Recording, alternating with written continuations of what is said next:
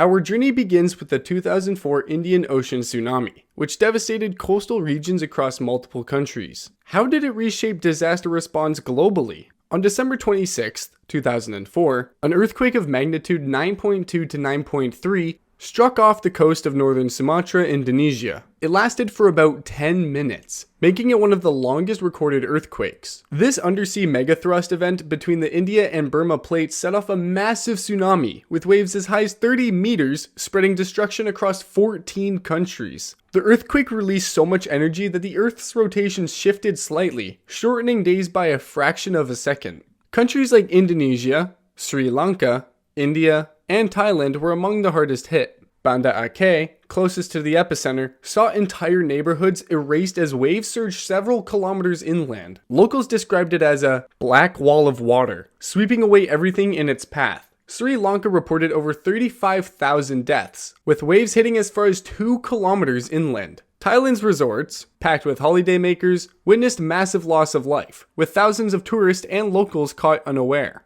The tsunami also reached Africa, with Somalia reporting significant destruction over 5,000 kilometers away. Even places like Antarctica and South America recorded water disturbances. Despite the distance, the sheer power of the waves caused damage that took months to fully assess. With an estimated 227,898 lives lost, this became one of the deadliest natural disasters in history. The absence of a tsunami warning system in the Indian Ocean made the devastation worse. Many survivors recounted how the ocean first receded, exposing the seabed, prompting curious onlookers to approach, only to face the returning, towering waves moments later. The environmental and economic impacts were staggering. Saltwater contaminated freshwater supplies, and vast tracts of farmland were rendered useless. Fishing communities lost boats, nets, and livelihoods. Tourist destinations struggled to recover, with fear and grief keeping visitors away for years. Yet, amid the tragedy, the disaster prompted global efforts to improve early warning systems. Nations pooled resources for reconstruction, pledging over $14 billion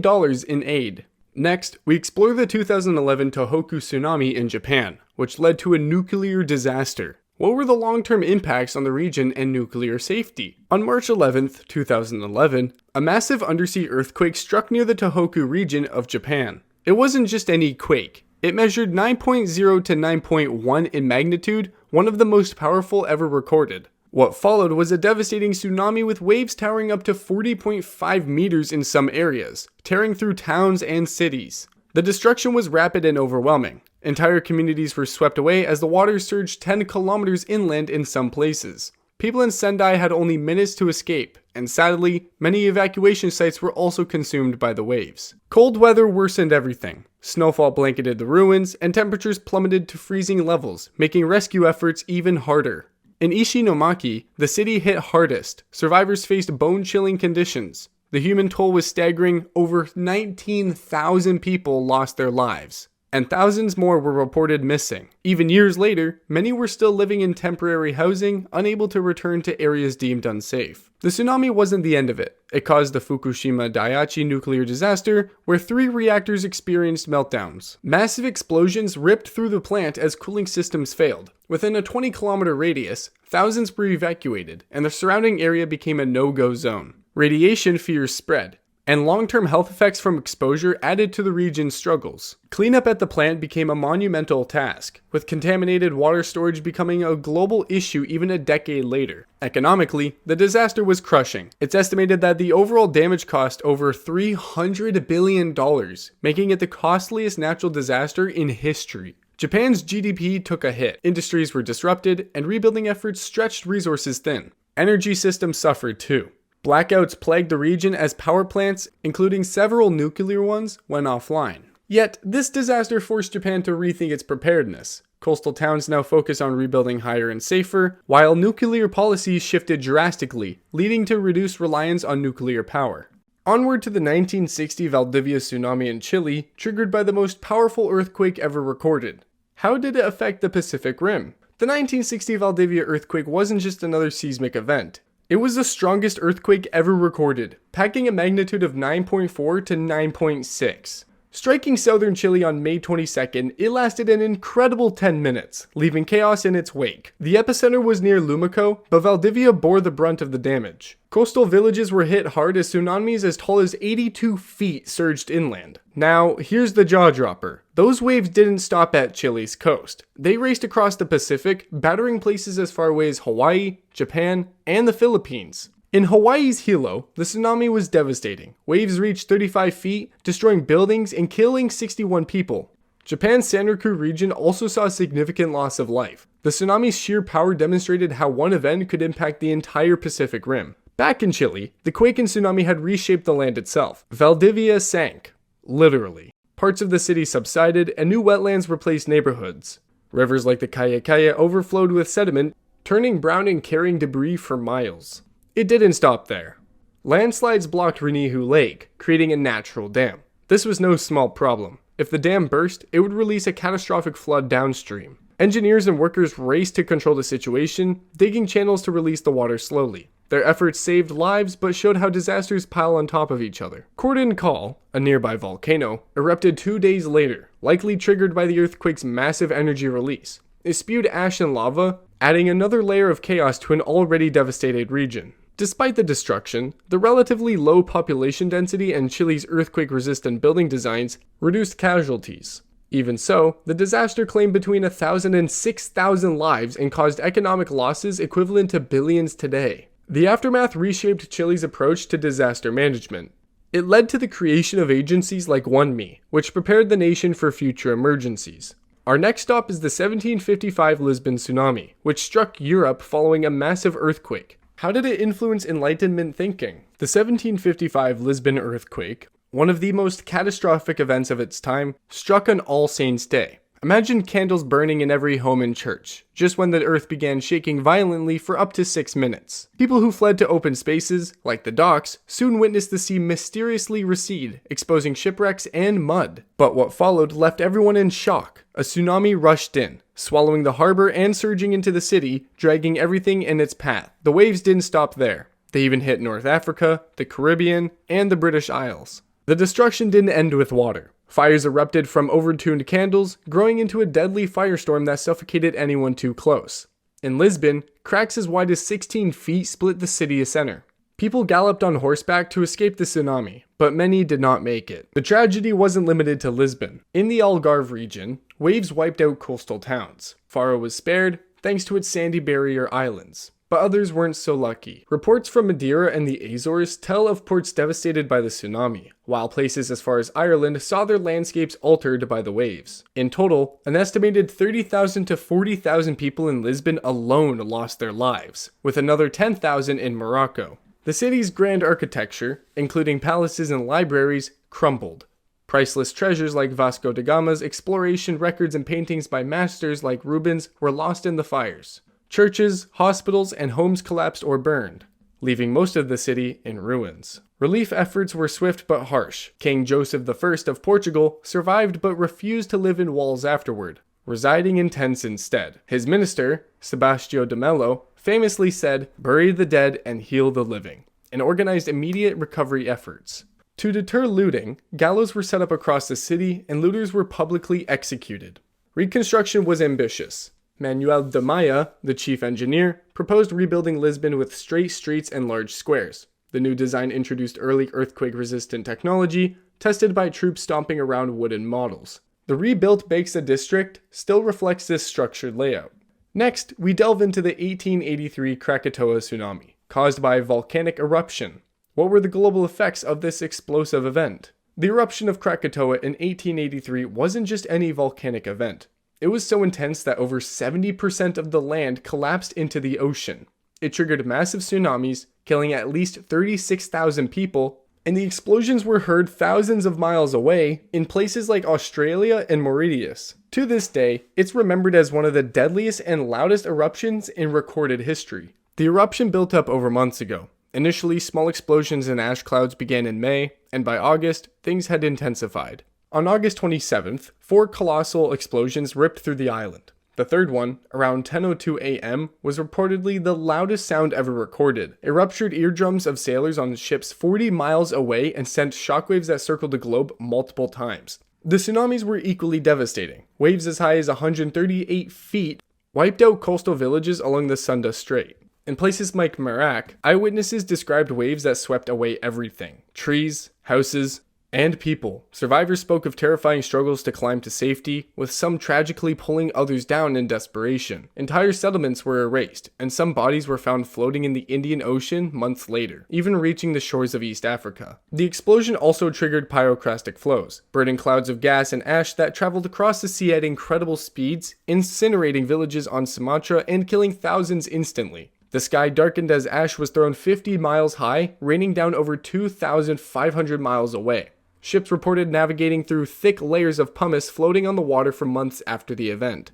Globally, the impact was immense. The ash in the atmosphere caused spectacular sunsets worldwide and cooled the planet's temperature by nearly a degree for a year. The vivid red skies even inspired art, with some saying Edvard Munch's famous painting, The Scream, captured the eerie post-eruption glow. By the time it was over, Krakatoa had nearly vanished, leaving behind a massive caldera. The surrounding islands were forever changed, and some areas were never repopulated, becoming what is now Ujung Kulon National Park. Next, we explore the 1946 Aleutian Island tsunami, which impacted Hawaii and led to the creation of the Pacific Tsunami Warning Center. On April 1st, 1946, a massive earthquake struck near the Aleutian Island, Alaska. It registered as an 8.6 magnitude quake, but what stood out was the tsunami it triggered, waves that reached up to 138 feet on Unimak Island. This tsunami wiped out the Scotch Cap Lighthouse, taking the lives of all 5 keepers stationed there. Strangely, while the Aleutian mainland barely felt the earthquake's force, the tsunami proved catastrophic for areas far away, particularly Hawaii. In Hawaii, the waves arrived hours after the quake, with Hilo taking the brunt. The devastation was unimaginable. 96 people in Hilo lost their lives, and the tsunami destroyed 488 buildings, damaging nearly 1,000 more. Entire streets were submerged, homes swept out to sea, and the McGee sugar mill on Kauai was left in ruins. Witness accounts described waves rushing inland, pulling unsuspected victims into the ocean as the water receded. Many were caught off guard, as no warning system existed to alert the islands. What puzzled scientists at the time was the tsunami's sheer power compared to the earthquake's recorded surface magnitude. The term tsunami earthquake was coined to explain such events, where the underwater movement creates far larger waves than the quake itself suggests. In this case, the tsunami's force was likely magnified by a submarine landslide triggered by the quake. The effects weren't limited to Hawaii. The tsunami reached the US mainland, causing damage along the coasts of Washington, Oregon, and California. Waves as high as 55 feet traveled across the Pacific at speeds of 500 miles per hour, leaving destruction in their wake. The destruction and tragic loss of life underscored the need for a warning system. The disaster directly led to the creation of the Seismic Sea Wave Warning System, later renamed the Pacific Tsunami Warning Center in 1965. Its goal? To prevent future tragedies by providing early alerts for Pacific Ocean tsunamis. The 1946 tsunami is a haunting reminder of how powerful nature can be, while it took lives and destroyed communities. Our next focus is the 2018 Sulawesi tsunami in Indonesia, which highlighted the need for improved early warning systems. On September 28, 2018, a magnitude 7.5 earthquake struck central Sulawesi, Indonesia, centered near the Donggala Regency. It was felt as far away as East Kalimantan in Malaysia, but its real destruction was in Palu, just 70 kilometers away. The quake triggered a tsunami that reached heights of up to 7 meters, devastating coastal areas and catching many off guard. This double disaster, earthquake and tsunami, claimed around 4,340 lives and displaced thousands more. A tsunami warning was issued minutes after the earthquake, but miscommunication and damage detectors in Palu meant that the alarms were never activated. Some locals at the Palu Nominee Festival near Talise Beach were unaware of the impending danger and continued celebrating. Many were swept away when the wave struck. Eyewitnesses recalled seeing walls of water crashing through the city, wiping out homes, bridges, and roads. Adding to the devastation, soil liquefaction caused mudflows in areas like Petabo and Balaroa. In these regions, the ground literally turned to liquid, swallowing entire neighborhoods. Thousands of homes were destroyed, and some 6,000 residents in Petabo alone were believed to have been buried beneath the mud. Survivors described the ground suddenly becoming like quicksand, dragging buildings, people, and even crops miles from their original positions. The city of Palu suffered catastrophic damage. Hotels, shopping malls, and hospitals collapsed, trapping many inside. The iconic Kuning Panulele Bridge, a symbol of the city, was destroyed. Communications were cut off, and over 500 cell towers were damaged. Palu's airport sustained significant cracks, forcing it to close temporarily, although it became a vital hub for relief efforts once partially reopened. Criticism of the early warning system was widespread. Many blamed outdated and damaged tsunami detectors, which failed to send timely signals. The unique geography of Palu Bay, with its narrow shape, amplified the tsunami's intensity, creating waves far larger than initially predicted. Experts later suggested underwater landslides likely contributed to the unexpected size of the tsunami. In the aftermath, over 200,000 people were left without homes. Emergency response efforts were hindered by damaged infrastructure, and aid delivery was slow. The disaster emphasized the urgent need for better preparation, especially in a region prone to seismic activity. International aid poured in, but the tragedy served as a grim reminder of the importance of functional warning systems and public awareness. Finally, we examine the 1700 Cascadia earthquake and tsunami, which affected the Pacific Northwest. What does it teach us about future risks? The Cascadia earthquake struck on January 26, 1700, with an estimated magnitude between 8.7 and 9.2. It ruptured a Cascadia subduction zone, a 1,000-kilometer fault stretching from Vancouver Island to Northern California. The massive quake caused the Juan de Fuca plate to shift an average of 20 meters under the North American plate, triggering a tsunami that wreaked havoc along the Pacific Northwest coast and as far away as Japan. While no written records exist from the Pacific Northwest at the time, Japanese coastal communities documented an unexplained tsunami, later linked to this quake. Evidence also comes from ghost forests in Oregon and Washington, where trees died after suddenly being submerged in salt water. Tree ring studies confirmed that the last growth season was 1699, consistent with the event. Archaeological findings revealed that several indigenous villages were flooded or abandoned around the same time. Local oral traditions from indigenous groups described a night of terror. Stories from Vancouver Island tell the earthquakes collapsing houses and causing landslides. In Washington, the Maka spoke of only those who fled to higher ground surviving a massive wave. The Quileute described a flood so strong that canoes were swept far inland. These accounts, while rooted in legend, align closely with scientific findings. The Cascadia subduction zone is known to generate massive quakes roughly every 500 years, with at least 13 significant events in the last 7,000 years. Experts estimate a 37% chance of another magnitude 8+ earthquake in the next 50 years, and a 10 to 15% chance of a magnitude 9+. Coastal cities like Seattle, Portland, and Vancouver are at risk. While tsunamis may not directly impact these cities due to their location, the earthquake's shaking could devastate unreinforced buildings and critical infrastructure like bridges. The tsunami produced by the 1700 quake reached Japan, with waves striking shores nearly 10 hours later. Future quakes could trigger waves up to 30 meters high along the Pacific Northwest, inundating low-lying areas. Indigenous groups, learning from past oral histories, have started relocating their communities to safer ground. This event serves as a reminder of the destructive power of subduction zone earthquakes and the importance of readiness. What tsunami story impacted you the most? Share your thoughts in the comments below, and let us know if you'd like to see a part 2 exploring more tsunami events. Join us next time as we delve deeper into the events that have shaped our world, because every tsunami has a story worth telling.